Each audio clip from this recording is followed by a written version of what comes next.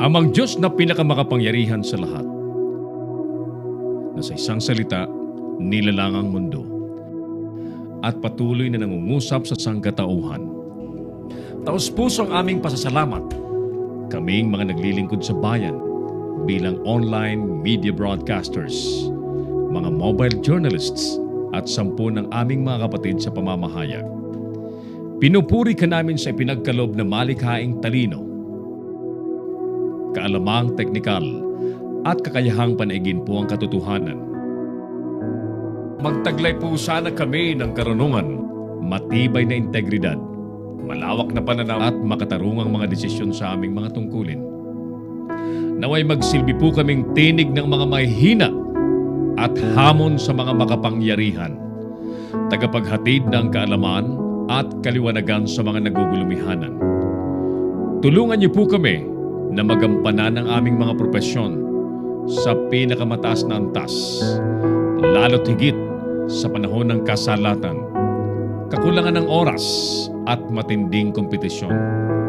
Patatagin niyo po kami laban sa mga tukso na sumang-ayon sa kung ano ang nakararami, maghaka-haka, makisama sa mali at ang magmadali.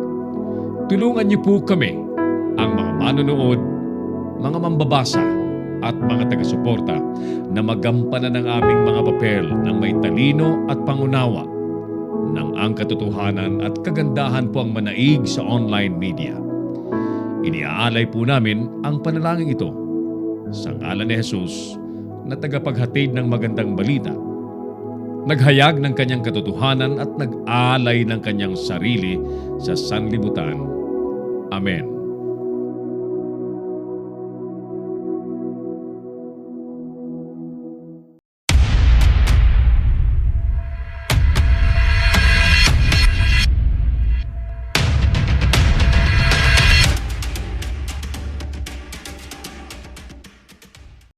Narito ang mga isyong dapat abangan sa Kamaong Asero. Kahit harangin ng gobyerno, tuloy ang investigasyon ng UN sa drug war killing sa bansa. Palasyo, kinundina ang UN adoption ng Iceland Resolution. UN, mali daw ang basihan sa resolution ayon naman sa Department of Foreign Affairs. Sa ibang balita, party list congressman na nanuntok ng waiter sa Albay, nagsorry na. Term sharing hindi daw pwede sa mga komite ayon kay Congressman Salceda. Para depensahan po ang pagbasura naman sa writ of kalikasan, Integrated Bar of the Philippines sumirit po ng palugit sa Supreme Court. 61.3 billion pesos na kita ng GOCCs ilalaan daw sa agriculture at infra projects. Term ng mga senador na 6 na taon nais ipatapyas ni Cayetano sa 3 taon lang. Duterte dapat sertipikahang urgent ang bill na tutugon naman sa malalang traffic ayon kay Poe. At Special Strike Team magbabantay daw laban sa garbage shipments sa customs.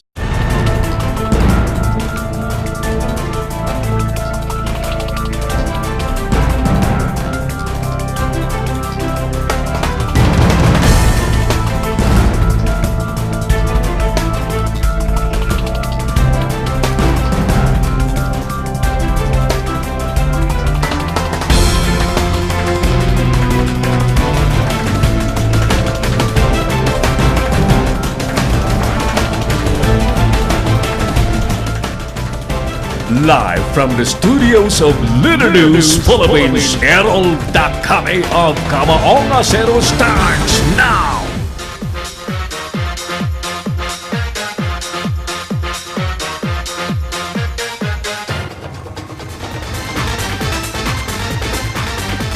Pagpapalawig ng termino po ng mga kongresista at mga lokal na opisyal, makabubuti ba ito sa bayan o hindi? Ulitin natin ang ating survey question. Ang pagpapalawig ba ng termino ng mga kongresista at mga local officials, makabubuti ba sa bayan o hindi? Magandang hapon po sa inyong lahat. Ako na po ito si Errol Nakame. Welcome po sa ating pangdaigdigan broadcast ng Kamaong Asero sa Leader News Philippines, the premier online broadcast platform in the country nasa bayan pong napapanood sa Pinoy Extreme Channel. Ang Pinoy Extreme Channel po ay nasa Signal Cable Channel 106, Sky Cable Channel 217, Cabling Channel 59, Destiny Cable Channel 84, at sa mahigit 1,000 iba't ibang cable firms nationwide. Available po sa mga bayan-bayan, sa mga lungsod, sa buong bansa. So, muli, welcome po kayo sa pandaigdigang broadcast po ng Kamaong Asero. Ang ating palatuntunan po ay pinalilipad muli ni Broadcast Officer Clarence Ondaya under the supervision of our Operations Director, Engineer Oliver Licop, Creative Director Mark Anthony Reynoso, and Creative Producer Carlo Reyes. Kasama po natin ang masisipag nating Leader News reporters. Hindi pong kaligtaan, by the way, na-like po ang ating FB page ng Leader News Philippines. Sumali po kayo sa ating talakayan at mag-comment syempre at i-share ang ating page at ang ating live video para hindi po nakikwentuhan ng kung ano-anong hindi totoong issue ang ating mga kababayan. Once again, ang ating studio po ay mararating ng inyong mga tawag sa pamamagitan po ng dalawang hotlines natin. Hotline numbers 0927-494-2175 at 0949-736-5000. Bago ko papasadahin ang importanteng report ni Nolan Ariola, I'd like to inform everybody that the handsome President and Chief Executive Officer of the Global Fusion Wellness, fresh from Cagayan de Oro City, is in the house. I'm referring to Dr. Mark Owen Asentista. Doc, welcome to our studio. Mamaya ko pababatiin si Doc at unahin ko muna itong report para makabuelo kami ni Doc Owen ng kwentuhan. Ito po muna mga kaibigan ang importanteng report ni Nolan Ariola live mula po sa Metro Manila. Yes, Nolan. Muling nagsagawa ng sidewalk clearing operation sa mga tauhan ng Metro Manila Development Authority sa kahabaan ng Tapa Avenue Extension sa Baclaran upang linisin sa illegal vendors. Maayos nang nadadaanan ng mga tao at sasakyan, subalit nagkalat ang mga basura sa paligid nito. Sakit na ng ulo ng mga otoridad ang mga illegal vendors sa Baclaran na pabalik-balik lamang sa kanilang pwesto sa kabila ng mga pinaigting na clearing operations sa lugar. Narito ang bahagi ng aking panayam kay Benjamin Vialo Jr., ang commander ng Task Force Special Operations ng MMDA. Usual na operation sa atin dito sa Baclaran, clear natin tong area ng LRT. Kasi dati kasi sir, nung hindi kami regular na pumupunta dito, punong-puno ng nag-vendors yung Center Island. Yes. So yun ang mine-maintain natin. So kung nakikita nyo ngayon, at least nakakadaan na yung mga sakyan kahit pa paano. Dati kasi hirap na hirap yung mga sakyan na makadaan dito eh. So since may tasking naman tayo, 1 month kami dito na araw-arawin namin to para hanggang masanay sila na sumunod sa akin. Paano sir kung after 1 month pa, balik ulit sila dito? Well, hindi naman tayo magsasawa na babalikan ulit natin kung kinakailangan. Kasi yun naman talaga ang trabaho natin. Kung ano yung order sa atin, kailangan sumunod tayo. Ma'am, good morning po. Ano pong masasabi niyo, maluwag na yung daan? Opo, ano pong... Malinis na siya, saka maayos. Okay, tindera po ba kayo? Ano pong masasabi niyo, ma'am, maluwag na yung daan? Sarap maglakad. Okay. Para sa akin, ayusin na lang sana nila. Kasi... Kasi ano naman ang kabubuhay ng tao, di ba? Kawawa naman. Kagaya ng iba dyan. Dito lang kumukuha talaga ng almusal ng mga anak, ako. Okay. Tanghalian, baon, lahat. Paano kung tatanggalin naman, kagaya ngayon, dami nilang nakumpis ng mga paninda. Oo nga po. Mga 5-6. Dapat hindi po illegal kami. Tratuhin naman kami ng tao. Hindi naman... Saan niyo ba gustong magtinda dito rin? Dito para sa area na to? O Kasi wala diyan ka ng namang- pesto? Wala naman kami ibang pesto. Sana maintindihan kami ng gobyerno, di ba? Panawagan ng isang vendor sa local government unit ng Pasay na mabigyan sila ng linya. Dami ganito, di ba? Pinisok manghuli sila, kung manghahabol sila, kala mo mga kriminal kami. Hindi naman kami mga kriminal. Naghahanap buhay kami. Siguro naman, makakarating kayo, makakarating yan sa mayor natin. ang panawagan ko sa bagong mayor namin, sana ayusin na lang kami. Bigyan kami ng linya na kung sakali, kayang-kaya naman kami ng mga lokal na na hindi na kailangan pa ng MMDA, sa lokal na lang kami, na kung lalampas kami sa guhit, doon kami na lang hulihin. Lumampas, hindi. Yun, hindi kagaya ng ginagawa nila para kami hinahalong kalamay na paano maayos, sabihin nila magulo. Well, ang mensahe ko lang, sir, sana naman kung ginagawa natin to, sana seryosohin din ng mga kababayan natin na nagtitinda, especially yung mga nag-i-insist na gustong magtinda dun sa Center Island dito sa may ilalim ng LRT. Kasi hindi natin gawin kasi to, dapat talaga sumunod sila kasi kawawa naman yung mga napeperwisyo nating mga kababayan na dumadaan. Alam naman natin na yung kalsada para sa mga sasakyan, sa mga commuters natin at hindi para sa mga vendors. So Mula rito sa lungsod ng Pasay, Nolan Ariola nag-uulat para sa Libre News Philippines. Si Errol Dacame, ang Kamaong Asero.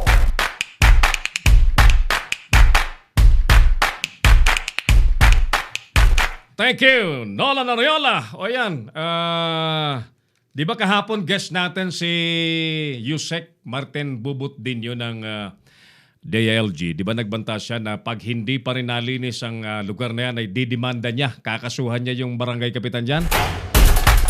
Well, hanggang barangay kapitan si Yusek Martin Dinyo dahil siya ang in charge sa National Barangay Affairs. Pero palagay ko dapat tamaan dyan yung alkalde ng alkalde mismo ng Paranaque. Alam nyo, pagka ang mayor pala, ang local official, titino ang isang lokalidad. Di ba classic example ang ginagawa ni Mayor Isko Moreno sa Maynila? Yung kinaiinisan nating puntahan na Divisoria, Carriedo area, kung saan-saan dyan sa Maynila na talagang, hay nako, hindi ka makalusot-lusot dahil sa traffic. Isang araw lang, linis na kay Mayor Isko. Sa totoo lang, nagmumukhang inutil po yung mga mayor sa Metro Manila sa ginagawa ni Mayor Isko Moreno. Ayan, so tingnan natin. Hindi ko pa makita po ang mayor ng Paranaque na pumorma dyan sa may Baclaran area. Kailangan yung MMDA pa rin. Bakit sa Metro Manila, dyan sa Maynila, hindi kailangan ng MMDA ni Isko Moreno para malinis po yung super and critically congested areas dahil po sa mga vendors at mga kung ano-anong illegal na structures. It's purely political will, mga suki. Sige, so basta masasabi ko, dahil sa galing ni Mayor Isko Moreno, paring Rod Bagay, na best friend ni Mayor Isko, ay talagang nagmimistulang inutil ang maraming alkalde sa Metro Manila. Pabatiin ko muna si Doc Mark Owen Asantista, ang Chief Executive Officer at pinaka-presidente po ng Global Fusion Wellness na may magandang balita sa atin sa hapong ito. Doc Owen, magandang hapon po. Welcome po sa Lidonos Philippine Studio dito po sa programang Kamaong Asero, sir. Yes, Sir Errol. Good afternoon po sa lahat ng mga masugid nating tagapakinig. Buong mundo, welcome po. It's a pleasure to have you, Doc Owen, at ang buong team ng Global Fusion Wellness. Balikan kita, sir. Nasa linya natin si... wala pa? Nawala.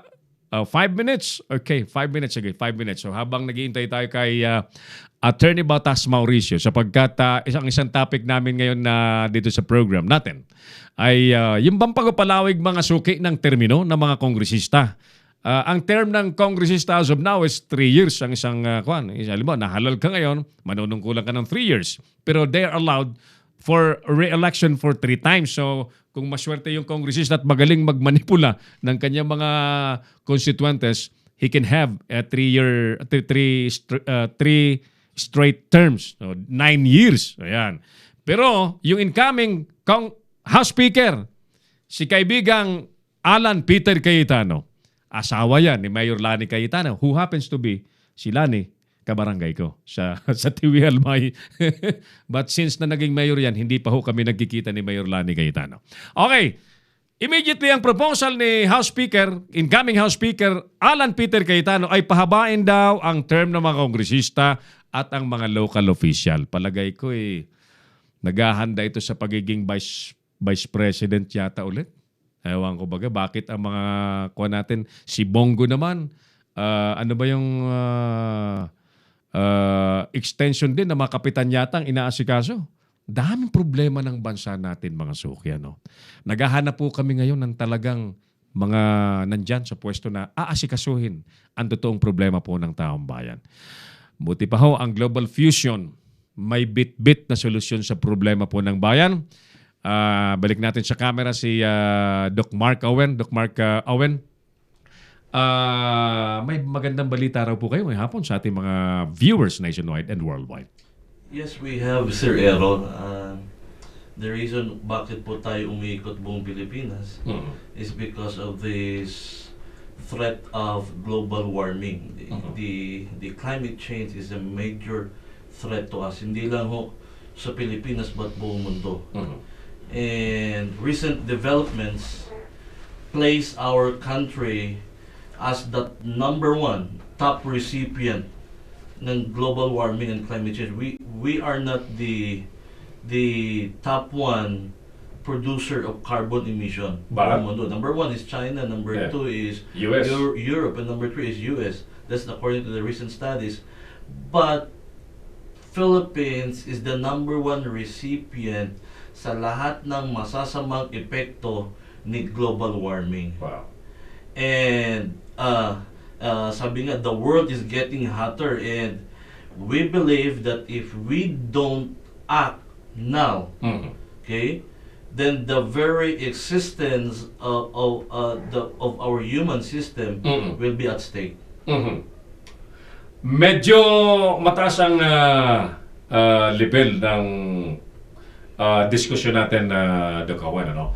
Marami nanonood po sa ating mga ordinaryong tao. Paano ba? Ano ang magiging papel? Anong pwedeng itulong ng bawat isa na nanonood sa atin? So that the problem you are laying down right now, global warming.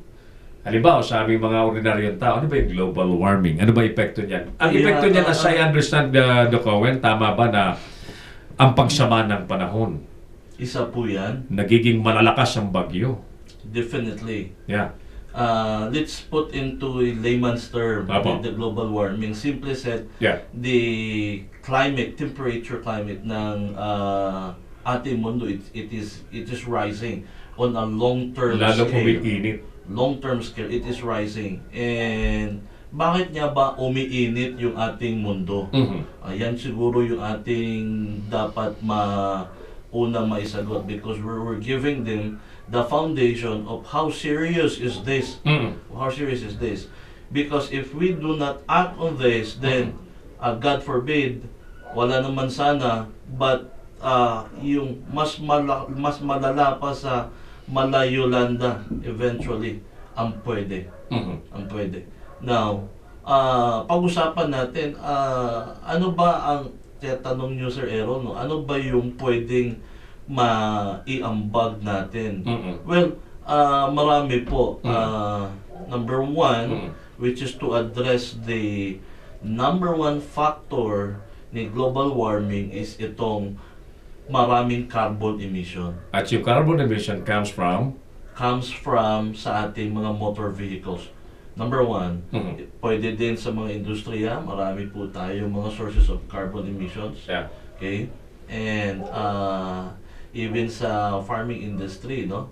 Now, ang pinaka tinitingnan po natin ngayon dito is ano pang epekto ng isang carbon dioxide na inilalabas ng isang motor, ng isang sasakyan sa ating paligid. Ganito lang po kasimple para maintindihan po sa mga suking tagapakinig ng Leader News Philippines. Yung sikat ng araw, once it enters the atmosphere, pagdating yan sa lupa, into the earth, ibabalik yan ni earth palabas through a form of heat energy. So that's the normal cycle. Sunlight enters and the earth bounces it back to the atmosphere. So that's the normal cycle. Now, the problem is this. Yung carbon dioxide is considered, Sir Errol, as a heat-trapping gases. Heat-trapping. When you say heat-trapping, yung init na pinapalabas balik sa atmosphere, tinatrap ng mga carbon dioxide doon sa itaas natin. Wow. So the more carbon dioxide present in our air, then mas maraming heat energy ang natatrap, making the earth hotter. Ayun. Now, once umiinit yung mundo, the first thing that will happen, matutunaw si North Pole. North Pole and South Pole. Okay? Antarctica and Iceland is melting at unprecedented rate, Wow. causing the sea to rise up 1 to 2 meters. And scientists believe that this thing, it will not cause only the sea levels to rise up. Ibig sabihin, pag nangyari po yan, yung mga nakatira sa coastal habitats, unang matatamaan. Tama. Number 2, more intense typhoons. Why? Kasi habang nasa dagat pa, pag mainit yung temperatura ng dagat, mas malakas ang makakahigop ang isang bagyo ng malakas na energy. So, yan po yung mga unang mga epekto po nito. Now, ano po ba yung ating magagawa? It is to lower first the carbon emission. And the problem now is, paano? That's the question. Okay? Siguro, ano yan eh, siguro maintindihan po ng mga nanonood sa atin na kung tayong lahat ng mga tao ang may gawa niyan, therefore tayong lahat din mga tao ang magbibigay ng solusyon diyan. Precisely. We have to help each other. Hindi hindi po natin pwedeng iasa yan. China ang may, ang contributor ng pinaka-maraming carbon emission. Di dapat sila, no? Europe, number 2. US, number 3. Ano bang, Pilipinas, wala naman. But tulad na sinasabi ni Doc, mga kaibigan, since the Philippines is an archipelagic country, surrounded by bodies of waters, na napakahaba ang coastlines. Yes. And therefore, Philippines is the critically susceptible to the rising of the sea level, water level of the sea, and worst types of typhoons, super typhoons. We've experienced that. Yolanda, di ba siya? Yes, Yolanda. ours in Cagayan de Oro. We have seen that. Sendong. Yeah. Sendong, in Cagayan de Oro. We have so many missing in actions. Ayaw na nating mangyari. Ayaw na nating mangyari yan. And not to mention the effect of global warming sa ating food industry. Tama po. Tinatamaan po ang food industry natin dahil sa global warming. Mga agricultural areas na dati natatamnan, hindi na po matamnan dahil halos wala ng tubig, dried up, hindi na healthy. So, what will happen to us? Food security issue, and then mauwi yan sa importation. Yes, sir. Magiging dependent tayo sa supply ng China, ng ibang mga bansa. So that's very costly. Yeah, another thing, Sir Errol, that we need to see also is 2 weeks ago I read in news, and it says that Metro Manila air is getting dirtier. And for the information of everyone, itong pinakamamahal nating World Health Organization, they have affirmed that air pollution is causing, or number 1 cause ngayon ng lung cancer. Okay? So, yung maruming hangin po, mga kaibigan, ito po isang nagbibigay o nagdudulot ng masamang epekto sa ating katawan. And isa na po dyan is yung lung cancer. And another thing that they say, according to the experts, is it includes bladder cancer. Nako po. Now, chinek ko nga yung dito kasi mga ilang years din bago kami nakabalik ulit dito sa Baguio. And makita ho natin na mga areas na paahon where you usually use the first gear just to, talagang lumalabas yung napo-force si engine and lumalabas yung carbon. Kaya tayo po ngayon ay umiikot buong Pilipinas to campaign that we have an immediate solution to this issue. I'm so excited about what's that immediate solution, Doc Mark Owen, na dala-dala mo sa ating mga kababayan. But bago natin pakwentuhin si Doc Owen ang solusyon na yan, we gotta pause for a break, mga kaibigan, at ulitin ko po ang ating telepono rito. Ang ating telepono sa studio po ay 0927-4942-175 at 0949736500. Sakaling may nais po kayong itanong, linawin kay Doc Owen patungkol po sa pinag-uusapan po nating global warming, climate change, etc., etc., that we still have solutions and we just have to act, mga kaibigan. Balikan po namin kayo pagkalipas mo ng ilang importanteng paalala. Magbabalik si Errol na kami sa Kamaong Asero. Bring your business over 1 million TV or online. Reach your target customers anytime, anywhere. Your brand on TV or on the web. Get more customers and grow your business. Advertise now.